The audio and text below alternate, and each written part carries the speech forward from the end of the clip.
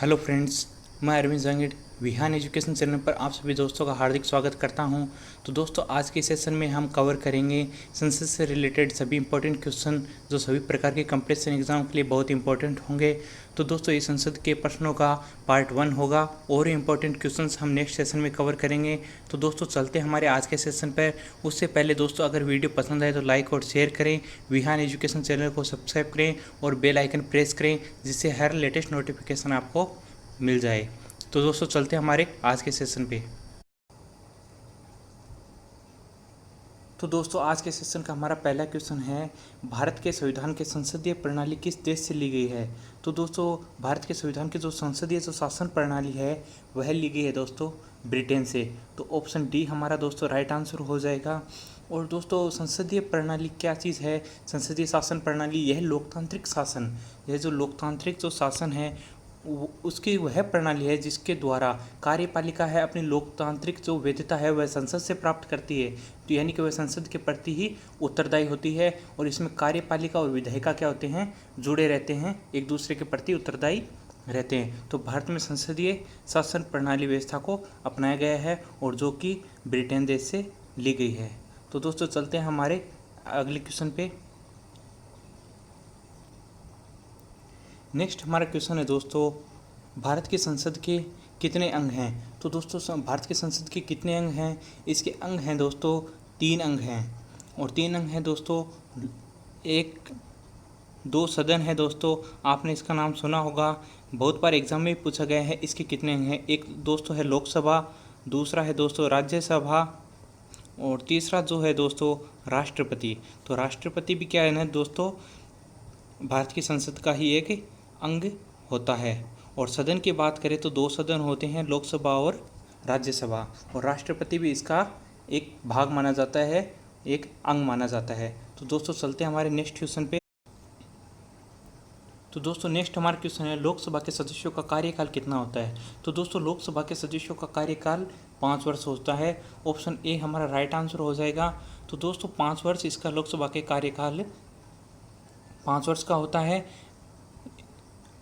परंतु जो आपात स्थिति है, अगर कुछ देश में अगर कुछ आपात स्थिति है तो संसद जो होती है, तो दोस्तों संसद इसमें इस अवधि को अधिकतम 1 वर्ष के लिए बढ़ा सकती है। अधिकतम 1 वर्ष के लिए इस अवधि को बढ़ा सकती है अगर आपात स्थिति हो तो। और वैसे अगर सामान्यतः है लोकसभा के सदस्यों का कार्यकाल 5 वर्ष का होता है। चलते हैं दोस्तों हमारे नेक्स्ट क्वेश्चन पे। नेक्स्ट हमारा क्वेश्चन है दोस्तों, भारतीय संविधान के किस अनुच्छेद में कहा गया है कि संघ के लिए एक संसद होगी जो राष्ट्रपति और 2 सदनों से मिलकर बनेगी। तो दोस्तों, यह कहा गया है अनुच्छेद 79 में। ऑप्शन ए हमारा राइट आंसर हो जाएगा। और अनुच्छेद 79 में ही यह बात लिखी गई है, भारतीय संविधान में कि संघ के लिए एक संसद होगी जो राष्ट्रपति और 2 सदनों से मिलकर बनेगी। यानी कि इसके मुख्यतः 3 भाग होंगे और जो कि 2 सदन होंगे, लोकसभा और राज्यसभा। लोकसभा और राज्यसभा और राष्ट्रपति भी इनमें शामिल होगा। तो ऐसे 3 अंग होंगे और यह कहा गया है दोस्तों अनुच्छेद 79 में। तो दोस्तों, चलते हैं हमारे नेक्स्ट क्वेश्चन पे। दोस्तों, हमारा नेक्स्ट क्वेश्चन है, वर्ष में कम से कम कितनी बार संसद की बैठक होना आवश्यक है। तो दोस्तों, वर्ष में कम से कम 2 बार संसद की बैठक होना आवश्यक है। ऑप्शन बी हमारा राइट आंसर हो जाएगा। वर्ष में 2 बार संसद की बैठक होना आवश्यक है। और दोस्तों, जो दोनों सदनों की जैसे एक संयुक्त बैठक जो होती है दोस्तों, संयुक्त बैठक होती है, उसकी अध्यक्षता की जाती है दोस्तों लोकसभा अध्यक्ष के द्वारा। काफ़ी बार दोस्तों एग्ज़ाम वगैरह में बहुत बार पूछा गया है, लोकसभा अध्यक्ष के द्वारा संयुक्त जो बैठक की जाती है जिसमें राज्यसभा लोकसभा की जो बैठक संयुक्त की जाती है उसमें लोकसभा अध्यक्ष द्वारा इसकी अध्यक्षता की जाती है। और इसके अगर अनुपस्थिति में, लोकसभा अध्यक्ष के अनुपस्थिति में लोकसभा का जो उपाध्यक्ष होता है, लोकसभा का उपाध्यक्ष इसकी अध्यक्षता करता है। चलते हैं हमारे दोस्तों नेक्स्ट क्वेश्चन पे।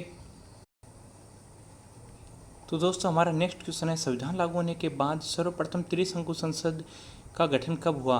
तो दोस्तों, सर्वप्रथम त्रिशंकु संसद का गठन कब हुआ?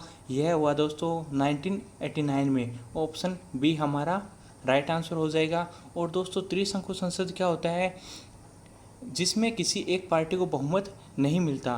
तो दोस्तों जब इलेक्शन जब होता है, लोकसभा चुनाव जो होता है, उसमें किसी भी एक विशेष दल को बहुमत नहीं मिलता है, और जो सरकार जो बनती है उसको किसी भी कानून को पारित करने के लिए जो अन्य जो दल हैं, अन्य जो उसके जो प्रतिद्वंदी जो दल हैं उनके समर्थन की उसको ज़रूरत पड़ती है। तो उसको क्या कहते हैं दोस्तों, त्रिशंकु संसद कहते हैं। और दोस्तों इसका जो सर्वप्रथम ये है कब बनी थी, 1989 में। तो दोस्तों चलते हैं हमारे अगले क्वेश्चन पे।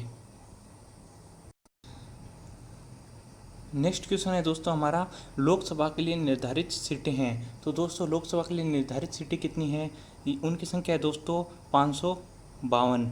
ऑप्शन बी हमारा राइट आंसर हो जाएगा, 552 निर्धारित सीटें हैं। और 552 सीटों में दोस्तों 530 जो सीटें हैं, 530 सीटें विभिन्न राज्यों से, सभी राज्यों से मिलाकर 530 सीटें, और 20 सीटें केंद्र शासित प्रदेशों से, और 2 सीटें, और दोस्तों 2 जो सीटें हैं वह है एंग्लो इंडियन।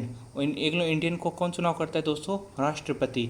जब इन सीटों से 530 और 20 सीटों में से जब कोई ऐसे एंग्लो इंडियन इनमें सीटों में से अगर इनको में से निर्वाचित नहीं होता है तो राष्ट्रपति के पास शक्ति होती है 2 एंग्लो इंडियन लोकसभा में मनोनीत करने की। तो दोस्तों टोटल सीटें होती है 552, 530 विभिन्न राज्यों से, 20 सीटें केंद्र शासित प्रदेशों से, और 2 एंग्लो इंडियन। चलते दोस्तों हमारे नेक्स्ट क्वेश्चन पे।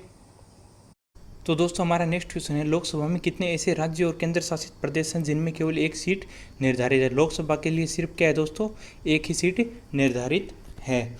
और ऐसे लोकसभा और केंद्र शासित प्रदेशों की कुल संख्या कितनी है, इनकी दोस्तों कुल संख्या है 9 है। ऑप्शन सी हमारा राइट आंसर हो जाएगा। और दोस्तों वह लोकसभा और वो राज्य और केंद्र शासित प्रदेश हैं दोस्तों अंडमान और निकोबार। एक केंद्र शासित प्रदेश है दोस्तों अंडमान और निकोबार, और दूसरा है दोस्तों चंडीगढ़। चंडीगढ़ में भी लोकसभा की एक ही सीट है।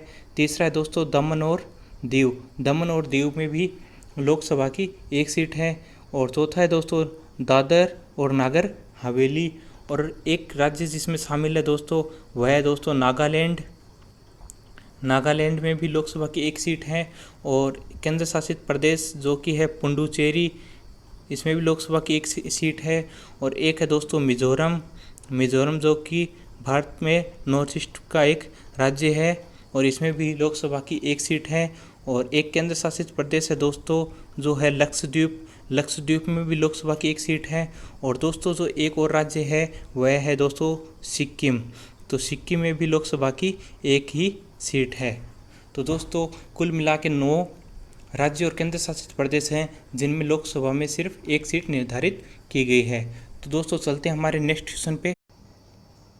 तो दोस्तों हमारा नेक्स्ट क्वेश्चन है, वर्तमान में लोकसभा में केंद्र शासित प्रदेशों की कितनी सीटें हैं। तो दोस्तों हम अभी बात किए थे टोटल 552 सीटें हैं। 552 सीटों में से जो 20 सीटें हैं, 20 सीटें केंद्र शासित प्रदेशों की हैं, और 2 सीटें एंग्लो इंडियन की है। और जो 530 सीटें हैं वह विभिन्न राज्यों से हैं। परंतु जो अभी वर्तमान में कितनी सीटें दोस्तों, 545 लोकसभा की सीटें हैं, जिसमें से केंद्र शासित प्रदेशों की कितनी सीटें हैं, और वह हैं दोस्तों 13 सीटें। और तो ऑप्शन ए हमारा राइट आंसर हो जाएगा। 13 सीटें लोकसभा में केंद्र शासित प्रदेशों से हैं, जिसमें से सर्वाधिक कहाँ से दोस्तों, सर्वाधिक है दोस्तों दिल्ली से 7 लोकसभा सीटें हैं। और बाकी अंडमान निकोबार में दोस्तों एक है, चंडीगढ़ में एक है, दमन दीव में एक है, दादर और नागर हवेली में एक है, पुडुचेरी में एक है, और लक्षद्वीप में एक है। बाकी सभी जितने केंद्र शासित प्रदेश है सब में एक है, और दिल्ली में 7 है। तो ये कुल मिला के 13 सीटें केंद्र शासित प्रदेश होते हैं। तो दोस्तों चलते हैं हमारे नेक्स्ट क्वेश्चन पे। तो दोस्तों हमारा नेक्स्ट क्वेश्चन है, वर्तमान में लोकसभा में निर्वाचन के लिए चुनाव व्यय की अधिकतम सीमा कितनी निर्धारित की गई है। तो दोस्तों वर्तमान में लोकसभा में निर्वाचन के लिए चुनाव व्यय की जो अधिकतम सीमा है वह 70 लाख रुपए निर्धारित की गई है। ऑप्शन डी हमारा दोस्तों राइट आंसर हो जाएगा। और दोस्तों यह 2014 में इस राशि को बदला गया है। 2014 से पहले यह 40 लाख रुपए हुआ करती थी। 2014 में इसे 40 लाख रुपए से बढ़ा के 70 लाख रुपए कर दिया गया है। और दोस्तों जो छोटे संसदीय क्षेत्र हैं उसमें यह सीमा पहले 22 लाख रुपए थी, और दोस्तों ये 22 लाख रुपए से बढ़ा के इसको 54 लाख रुपए कर दिया गया है। और जो बड़े क्षेत्र हैं उसमें 40 लाख से बढ़ा के 70 लाख रुपए कर दिया गया है। और दोस्तों जो विधानसभा के जो चुनाव है उसमें यह सीमा 16 लाख रुपए से बढ़ा के 28 लाख रुपए कर दी गई है। तो दोस्तों पहले कितनी थी है 16 लाख रुपए, और यह अभी कर दी गई है 28 लाख रुपए। तो दोस्तों आज के सेशन में इतना ही। मिलते हैं दोस्तों हमारे नेक्स्ट क्वेश्चन में। इसी संसद से रिलेटेड हम नेक्स्ट सेशन में और भी इम्पोर्टेंट क्वेश्चंस लेके आपके साथ हाजिर होंगे। तो दोस्तों वीडियो पसंद आए तो लाइक और शेयर करें, चैनल सब्सक्राइब करें।